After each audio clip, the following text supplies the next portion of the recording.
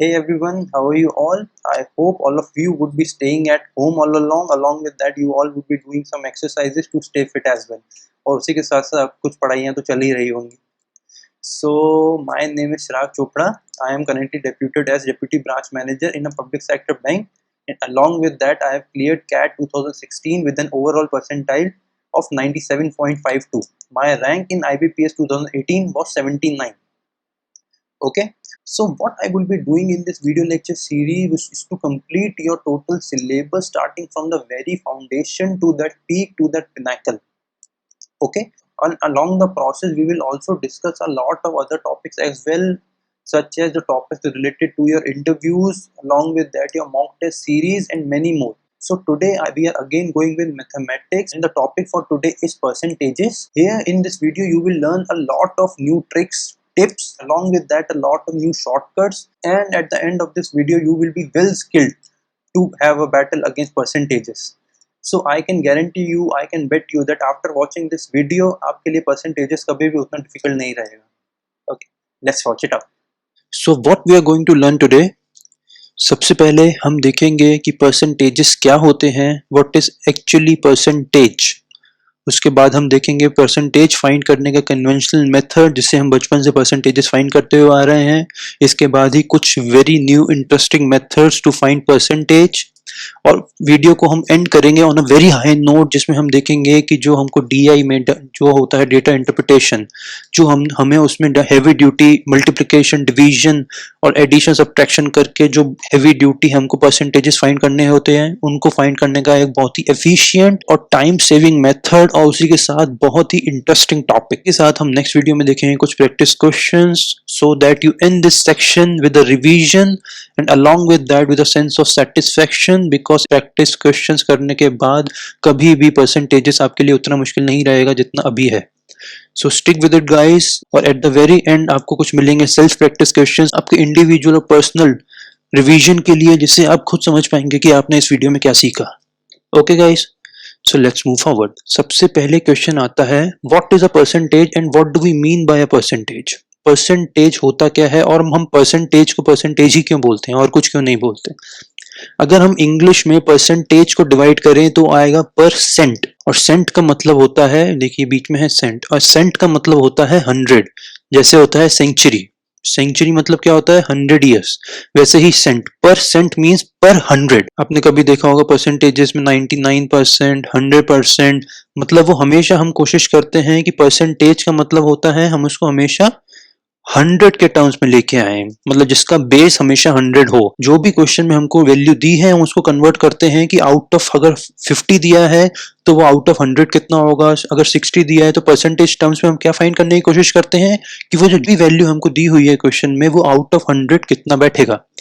For example उसको हम एक क्वेश्चन नंबर फर्स्ट क्वेश्चन से समझते हैं. A student scores 30 marks out of a maximum possible of 40 marks. मतलब एक स्टूडेंट है जो एक पेपर है 40 मार्क्स का, उसमें से 30 मार्क्स स्कोर करता है, तो परसेंटेज टर्म्स में वो कितना टोटल मार्क्स स्कोर करता है परसेंटेज टर्म्स में. जैसे आप स्कूल में जाते हैं, आपका टीचर बोलते हैं कि आपने 50% मार्क्स स्कोर करा, तो मतलब आपको परसेंटेज टर्म्स में कितना हुआ ये हमको फाइंड करना है. ये फाइंड करने के लिए हमको क्या करना है, इसके लिए हम लगाते हैं basic unitary method. For example यहाँ देखिए इस क्वेश्चन में गिवन है एक स्टूडेंट के 40 में से कितने नंबर आए 30. अगर हम यूनिटरी मेथड आपको याद हो तो यूनिटरी मेथड होता है 1 में से कितने आएंगे, 1 में से आएंगे 30/40, और परसेंटेज में क्या होता है, परसेंटेज में होता है we have to find out of 100, percentage wise में आएंगे 30/40 इंटू 100. ये है इसका परसेंटेज. अगर हम इसको फाइंड करेंगे तो 30/40 अगर मुझे डायरेक्टली याद हो तो होता है 75%. देखिए, और आंसर है इसका 75%. 75%. ठीक है. आई होप आपको परसेंटेज की बेसिक डेफिनेशन यहां समझ आई होगी. देखिए यहाँ पे भी लिखा है 40 में से 30 आया तो 100 में से कितना आएगा, हमको ये x फाइंड करना है बेसिकली यहाँ पे. तो x हम कैसे फाइंड करेंगे, जैसे हमने अभी यूनिटरी मेथड लगा के फाइंड करा वैसे हमें x फाइंड करना होता है. ठीक है, चलिए एक और क्वेश्चन देखते हैं इसके रिगार्डिंग और समझते हैं, पर उससे पहले एक बहुत ही ब्यूटीफुल डेफिनेशन है वो भी देखते हैं.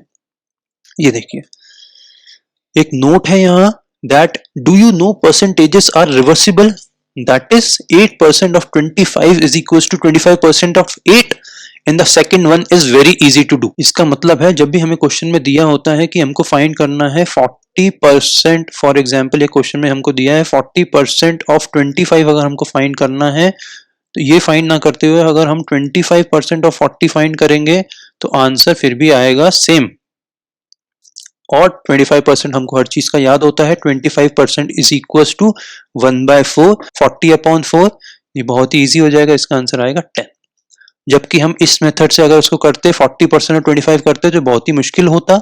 इसका मतलब all the terms are actually reversible, तो हम किसी भी परसेंटेज को पहले कर सकते हैं, किसी को भी बाद में कर सकते हैं, और किसी भी नंबर को हम परसेंटेज में कन्वर्ट कर सकते हैं। जैसे यहाँ पे था 40% ऑफ 25 को हमने कन्वर्ट कर लिया 25% ऑफ 40। ओके गाइस, सो एक नए क्वेश्चन की तरफ मूव करते हैं। आइए, student A scores 20 marks in an examination out of 30 while another student B scores 40 marks out of 70. Who has performed better? मतलब इनमें से परसेंटेज टर्म्स में किसके ज्यादा मार्क्स हैं।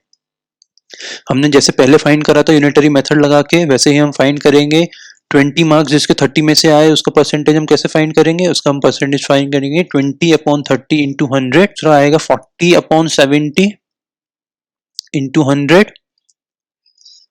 ओके, देखिए अब हमको ये बेसिकली ये फाइंड करना है कि 20/30 अगर मैं जीरो काट दूं दोनों के, वैसे ही 40/70 में भी जीरो काट दूं तो 200/3, और यहाँ है 4 इंटू 100 मतलब 400/7, तो 200/3 अगर मुझे थोड़ा भी आपको याद हो या आप डिवीजन कर पाए तो ये होगा 66.67%।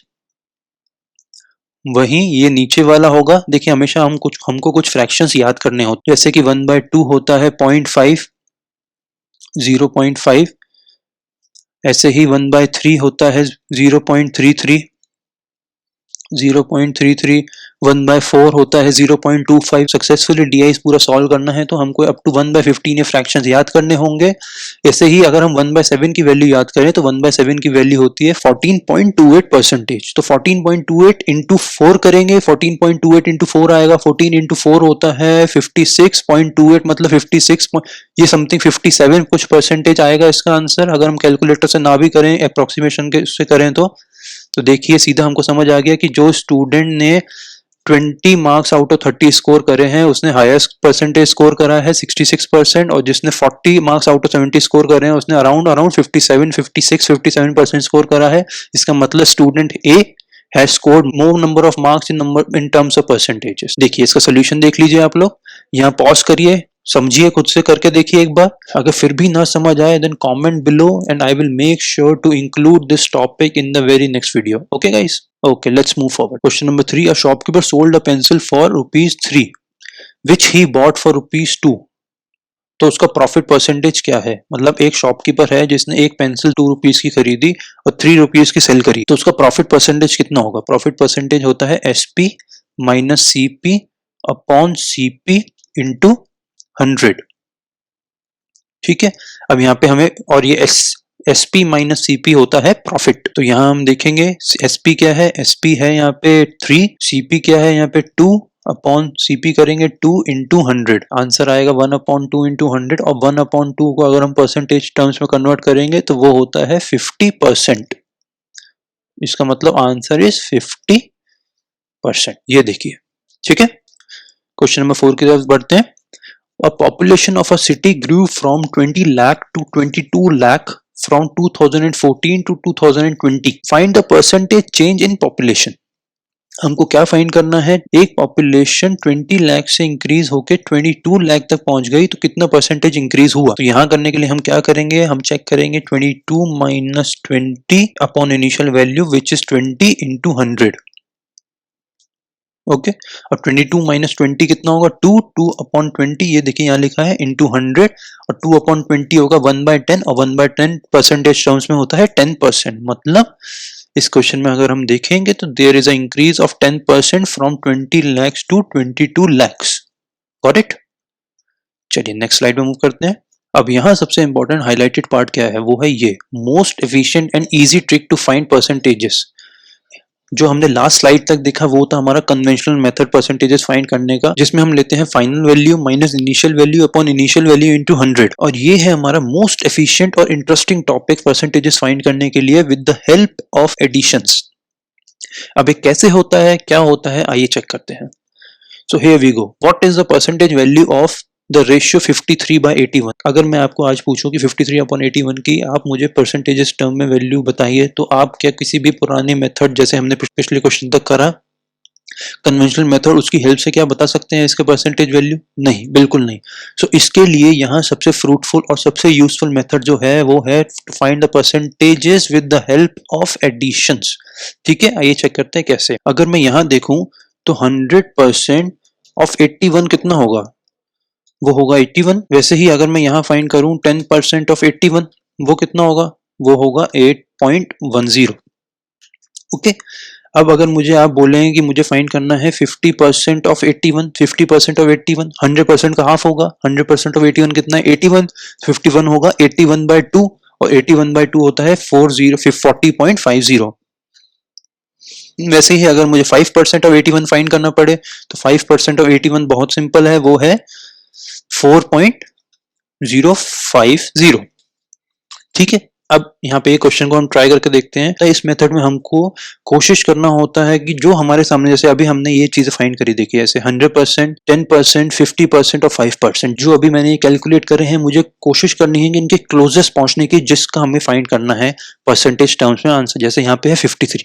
अब यहाँ पे मैं देखूं तो 53 के सबसे क्लोजेस्ट क्या है? 53 के सबसे क्लोजेस्ट है ये वाला पोर्शन जो कि है 40.50। 53 को क्या मैं लिख सकता हूँ? 40.50 प्लस 12.50। ठीक है, बिल्कुल लिख सकता हूँ। और 40.50 क्या है? 40.50 है 50% ऑफ 81। इसका मतलब मैं इस टर्म को क्या लिख सकता हूँ? इस टर्म को मैं लिख सकता हूँ 50% प्लस 12.50 डिवाइड बाई 81।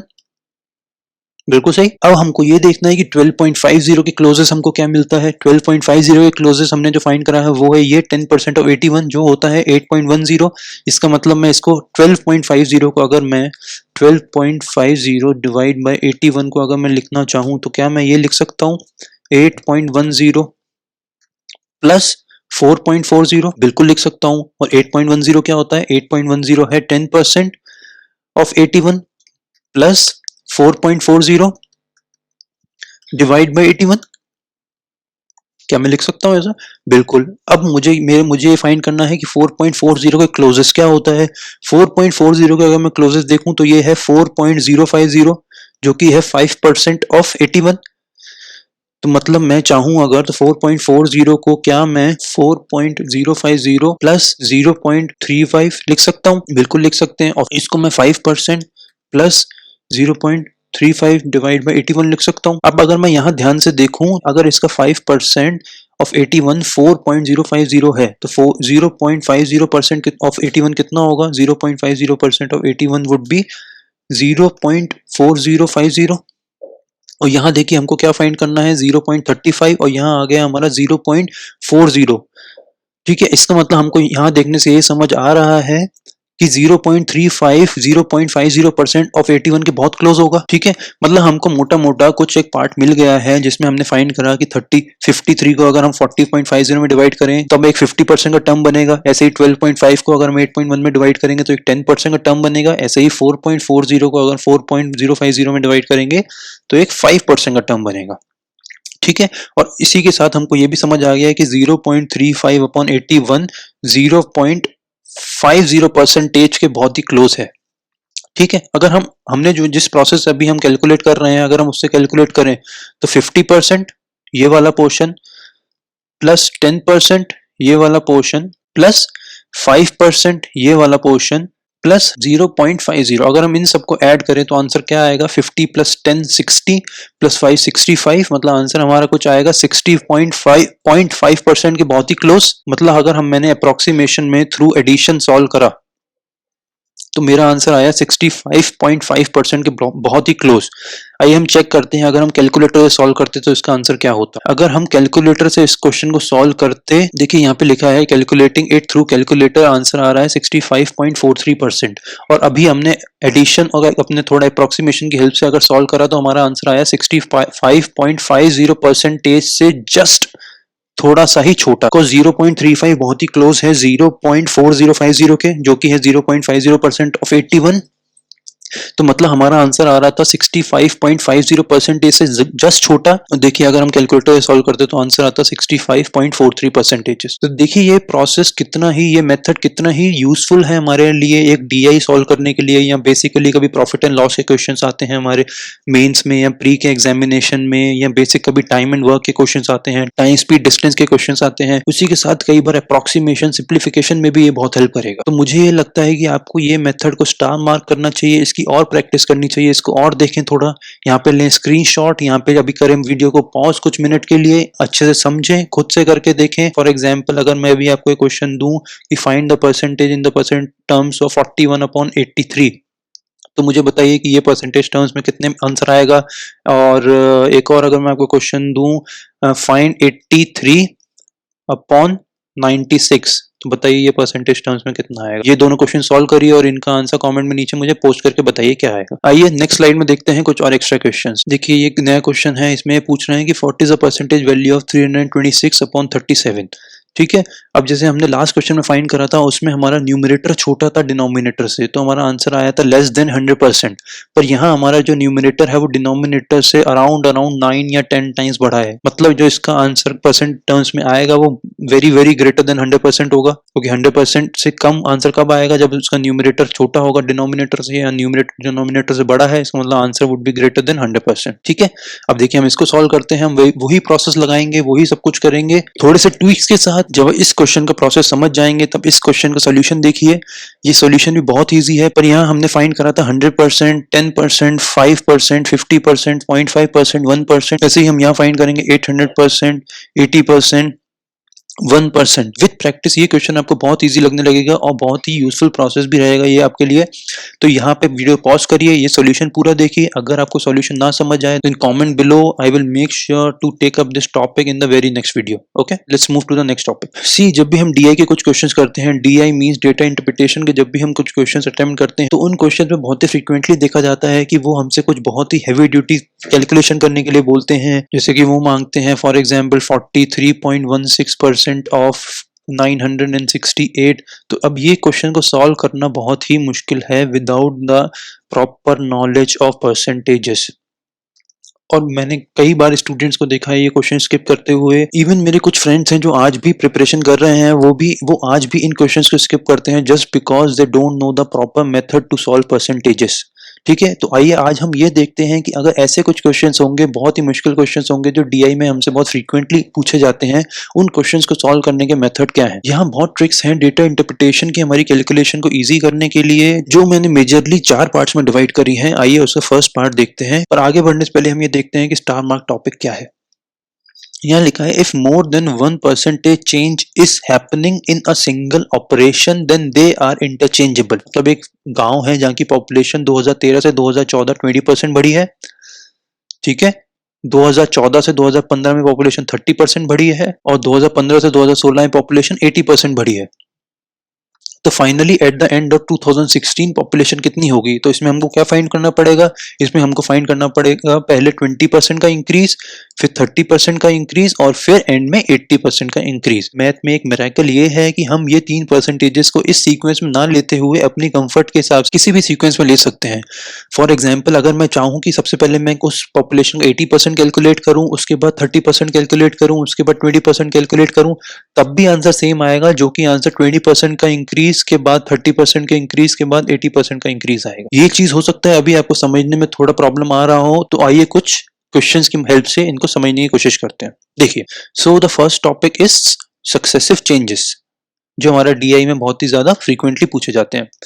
क्वेश्चन है, क्वेश्चन नंबर 7 देखिए। In a DI it is given that sales of a company which was 9000 in the year 2020 is set to grow by 10% and 20% respectively in the year 2021 and 2022. Find the sales amount at the end of 2022. इस question में हमको क्या given है? इस question में हमको given है कि 2020 में हमको एक कंपनी के सेल्स दिया हुआ जो कि था किसी यूनिट टर्म्स में 9000, जो 10% बढ़ेगा 2022 से 2021 में, और 2021 से 2022 में बढ़ेगा 20%. तो हमको फाइनली फाइंड करना है कि 2022 में उस कंपनी के सेल्स की वैल्यू क्या होगी. तो ये फाइंड करने के लिए हमको बेसिकली क्या फाइंड करना है? हमको फाइंड करना है 9000 का 10% इंक्रीज, और उसके बाद जो ये वैल्यू आएगा इसका 20% इंक्रीज. इसको हम मैथ के टर्म्स में बोलते हैं कंपाउंडिंग. फिर से देखते हैं अब सब कुछ. मतलब बेसिकली मुझे फाइंड करना है, टर्म है 9000, तो उसका 10% कितना होगा? उस 9000 का 10% होगा 9000 into 10 upon 100 means 900. इसका मतलब 2021 में उसकी वैल्यू 9000 प्लस 900 और बढ़ जाएगी, मतलब 2020 के एंड में उसकी वैल्यू कितनी हो जाएगी? 9900. हमने ये चीज फाइंड करने के लिए बेसिकली हमने क्या करा? ये चीज फाइंड करने के लिए बेसिकली हमने करा 9000 इंटू 1.10. 1.10 क्या है? 10 क्या है आखिरी का? ये 10 है. 10% इंक्रीज जो यहाँ क्वेश्चन में गिवन है हमारे, वो है ये 10. ठीक है, इसको अगर हम मल्टीप्लाई करेंगे तो आंसर क्या आएगा? 9900. वैसे ही अगर मैं पहले 10% ना करते हुए पहले 20% से फाइंड करूं तो 9000 इंटू इंक्रीज और 20% कैसे लिखेंगे हम? लिखेंगे 9000 इंटू 1.20, और 9000 इंटू 1.20 कितना आएगा? 9000 इंटू 1.20 आएगा 10800. ठीक है, अब मैं चाहूं तो पहले ये करके फिर 20% का और इंक्रीज करूं, या फिर ये कर 20% का इंक्रीज करके अब 10% का इंक्रीज करूं. इन दोनों ही टर्म्स में आंसर हमेशा सेम होगा. अगर मैं यहाँ पे 9000 को 10% इंक्रीज करूं और फिर उसको 20% इंक्रीज करूं, तो इस टर्म का मतलब क्या है? इस टर्म का मतलब है 9000 इंटू 1.1 मीन्स 10% का इंक्रीज, और इस पूरे टर्म में इंटू 1.2 मतलब इस पूरे टर्म को 1.2 मतलब 20% का फिर इंक्रीज. तो ये फाइनली आंसर क्या आएगा? देखिए हमने 9000 इंटू 1.1 करा तो आ गया 9900. वो करेंगे इंटू 1.2 तो आंसर आ जाएगा फाइनली 11880. वैसे ही अगर हम 9000 इंटू 1.1 ना करते हुए 9000 इंटू 1.2 पहले करता, मतलब मैं 10% इंक्रीज ना करते हुए अगर मैं पहले 20% का इंक्रीज करता, तो यहाँ आता 10800, और इसके बाद अब मैं करता 10% का इंक्रीज. 10% का इंक्रीज करने के लिए करते 1.10, और फाइनल आंसर क्या आता? फाइनल आंसर तब भी आता 11880, जो कि यही आंसर है. देखिए, ठीक है, इसका मतलब हेंस प्रूफ्ड कि जो परसेंटेजेस टर्म्स जब भी हमारे सक्सेसिव परसेंटेज चेंजेस होते हैं तो वो परसेंटेज चेंजेस इंटरचेंजेबल होते हैं. मतलब हम अपने कंफर्ट के हिसाब से जो परसेंटेज चाहते हैं वो पहले चेंज करेंगे. ठीक है, ये वाला क्वेश्चन, सेकंड क्वेश्चन और देखिए. Question number 8. A trader gives a successive discount of 10%, 20% and 30% respectively. What is the loss percent on selling the goods at cost price? इस क्वेश्चन का मतलब क्या है? इस क्वेश्चन का मतलब ये है कि एक सेलर है जो अपने गुड्स को कॉस्ट प्राइस पे बेच रहा था, पर इसके बाद उसने अपने गुड्स को 10%, 20% और 30% के 3 डिस्काउंट्स भी दिए. तब उस सेलर को टोटल लॉस कितना हुआ परसेंटेज टर्म्स में? हमको ये फाइंड करना है. हमको यहाँ कॉस्ट प्राइस नहीं गिवन है तो हम कॉस्ट प्राइस को कुछ भी मान लेते हैं, फॉर एग्जांपल 100. तो इस क्वेश्चन में हमको क्या फाइंड करना है? इस क्वेश्चन में हमको फाइंड ये करना है कि सबसे पहले 100 पे हम डिस्काउंट देंगे 10% का, फिर उस वैल्यू पे एक डिस्काउंट देंगे 20% का, और उस वैल्यू पे एक फाइनल डिस्काउंट हम एक और देंगे, वो होगा 30% का. ठीक है, अब 10%, 100 पे 10% का डिस्काउंट, 100 की 10% वैल्यू क्या होती है? 100 की 10% वैल्यू होती है 10. तो अगर हमने उसको 10% का डिस्काउंट दे दिया तो मतलब हमारी सेलिंग प्राइस क्या हो गई? सेलिंग प्राइस हो गई हमारी 90. ठीक है, अब उस 90 पे हमने दिया एक 20% का डिस्काउंट. 90 का 20% कितना होता है? 90 का 20% होता है 18. ठीक है, हमको ये देखिए, ये फाइंड करने के लिए हमने कितने का डिस्काउंट दिया और फाइनल वैल्यू अगर हमको चेक करनी है तो हम ये चेक ना करते हुए कि हमने कितना कम हुआ, हम ये चेक कर सकते हैं कितना बचा. मींस अगर किसी चीज में से 20% कम हुआ, मतलब अगर हमने 100 में से 20% का डिस्काउंट दिया किसी को, तो हमारा रिमेनिंग कितना बचा? हमारा रिमेनिंग बचेगा 80%. क्लियर? इतना तो आपको, इतनी, ये तो बेसिक मैथ्स है, ये तो समझ आएगा. इसका मतलब अगर हमको यहाँ पे फाइंड करना है कि इस 90 में से 20% का डिस्काउंट देने के बाद वैल्यू कितनी बची, तो 90 में अगर हम 20% का डिस्काउंट देंगे तो मतलब हमारे पास फाइनल वैल्यू कितनी बचेगी? 90 का 80%, और 90 का 80% अगर हम सीधे फाइंड करें तो 90 इंटू 0.8 जो कि होता है 72. ठीक है। अब हमको ऐसे ही करना है, ऐसे ही हमको फाइंड करना है 72 का 30% डिस्काउंट के बाद वैल्यू कितनी बचेगी। इसका मतलब हमको फाइंड करना है 72 का 70%। 72 का अगर हम 70% फाइंड करेंगे तो हमको सीधे क्या करना है, 72 इंटू 0.7, 70% इज 0.7, और हम फाइंड करेंगे, अगर मल्टीप्लाई हम सीधे बेसिक मैथ का मल्टीप्लाई करें तो आंसर आएगा 50.40। ठीक है। आप देखिए प्रोसेस कितना इजी है। पहले हमने 100 पे 10% का डिस्काउंट दिया, मतलब वैल्यू कितनी बचेगी हमारी, बचेगी वैल्यू 90%। अब हम उस 90% में 20% का डिस्काउंट देंगे, 90% में 20% का डिस्काउंट देने के बाद वैल्यू कितनी बचेगी 80%, जो कि है 72। ऐसे ही हमको 72 पे एक 30% का और डिस्काउंट देना है। 72 पे 30% का डिस्काउंट देने का मतलब क्या है, फाइनल वैल्यू कितनी बचेगी 72 का 70%। 72 का हमको 70% फाइंड करना है, जो कि होता है 50.40। इसका मतलब हमारी फाइनल वैल्यू सब मल्टीप्लाई करने के बाद आंसर कितना आया 50.40। मतलब एक 100 रुपए की चीज को उस दुकानदार ने 50.40 मतलब 50 रुपए 40 पैसे का बेचा। इसका मतलब उस दुकानदार ने जिसकी कॉस्ट प्राइस थी 100 रुपए, उस चीज को सेल करा है 50.40 रुपीज में। ठीक है। तो इसका मतलब उसका टोटल लॉस कितना हुआ, उसका टोटल लॉस हुआ 100 माइनस 50.40, जो कि आएगा 40.60, और परसेंटेज टर्म्स 100 इंटू 100।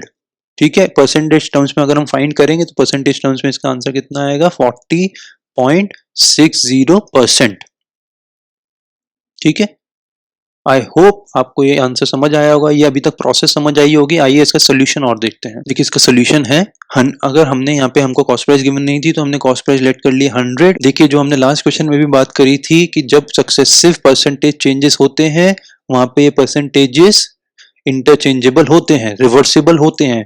जैसे हमने जब क्वेश्चन सॉल्व करा तो हमने क्या करा, हमने सबसे पहले 10% का डिस्काउंट दिया, फिर 20% का डिस्काउंट दिया, फिर 30% का डिस्काउंट दिया, और देखिए सॉल्यूशन में क्या करा, इस सॉल्यूशन में उन्होंने सबसे पहले 30% का डिस्काउंट देकर चेक कर लिया। क्यों? क्योंकि सबसे बड़ी वैल्यू 30% है। तो अगर हम इसको सबसे पहले सॉल्व कर लेंगे तो सबसे पहले हमारा सबसे मुश्किल टास्क हो जाएगा। इसके बाद दो इजी परसेंटेजेस बचेंगे 10% 20%, जिनको कंपेरेटिवली फाइंड करना 30% से बहुत ही ज्यादा इजी है। ठीक है। तो सॉल्यूशन क्या बोलता है, 100% में 30% का डिक्रीज, तो फाइनल वैल्यू कितनी बची उसकी 70%, जो कि होता है 100 की 70% वैल्यू कितनी है 70। अब हम 70 में चाहें तो पहले 20% भी कर सकते हैं और 10% भी कर सकते हैं। तो हमने यहाँ पे 70 में पहले करा 10%। 70 में 10% का डिस्काउंट देने का मतलब क्या है, 70 में 10% डिस्काउंट देने का मतलब है कि उसकी फाइनल वैल्यू कितनी बचेगी, फाइनल वैल्यू बचेगी उसकी 90%। तो 70 का 90% कितना होता है, 70 का 90% होता है 7 इंटू 9, जो कि है 63। वैसे ही हम एक और फाइनल डिस्काउंट देंगे जो कि होगा 20% का 63 की वैल्यू के ऊपर। तो 63 पे 20% का डिस्काउंट देना है, मतलब 63 का 80% फाइन करना है। 63 का 80% फाइन करने के लिए हम क्या करेंगे, 80% ऑफ 63 ऑफ 63 हमको फाइंड करना है। पर ये फाइंड करने के लिए ये अगर हम डायरेक्ट मल्टीप्लिकेशन करेंगे तो बहुत मुश्किल जाएगा। इसका एक शॉर्टकट मेथड होता है इसको सॉल्व करने का। उसका शॉर्टकट मेथड है कि हम 80% ऑफ 60 फाइंड करेंगे पहले, और फिर 80% ऑफ 3 फाइंड करेंगे पहले। ठीक है। 80% ऑफ 60 क्या होगा, 80% ऑफ 60 होगा 48। ऐसे ही 80% ऑफ 3 कितना होगा, 80% ऑफ 3 होगा 2.4। इन दोनों को ऐड करेंगे तो आंसर आएगा 50.40। जो हमने मैन्युअली खुद से फाइंड करा था तब भी यही आंसर आया था। मतलब फाइनल आंसर कितना होगा 100 माइनस 50.40। इसका मतलब फाइनल आंसर है there is a loss of 49.6%। I hope आपको ये प्रोसेस समझ आई होगी और ये मेथड बहुत ही अच्छा लगा होगा, अभी तक यूजफुल लगा होगा, और कहीं ना कहीं एक शॉर्टकट मेथड या टाइम एफिशिएंट मेथड भी लगा होगा। ठीक है। इसको प्रैक्टिस करिए, यहाँ पे ऑल सॉल्व करके देखिए, एक बार पॉज लीजिए वीडियो में, सॉल्व करके देखिए, खुद से सॉल्व करिए। स्टिल आपको कोई डाउट आता है then comment below and I will make sure कि ये टॉपिक नेक्स्ट वीडियो में भी डिस्कस हो पाए। Hey guys, how are you all? I hope all of you would have liked the first part of percentages. We have started from very basic definitions of percentages and along with that many other methods to very heavy duty methods as well. I hope आप लोगों को ये सब चीज़ें बहुत पसंद आई होंगी, बहुत अच्छी लगी होंगी. Do give your feedbacks on this video as well, and I will be waiting for your feedbacks as well, whether positive or negative. I just want your feedbacks. So stay fit guys. और इसके आगे का सारा part cover होगा second part में, जो कि होगा लास्ट पार्ट भी। सो उस पार्ट का लिंक आपकी स्क्रीन पे यहीं कहीं आ रहा होगा ऊपर नीचे। Click on it guys and stay tune, stick to it, stay fit, stay healthy, take care guys.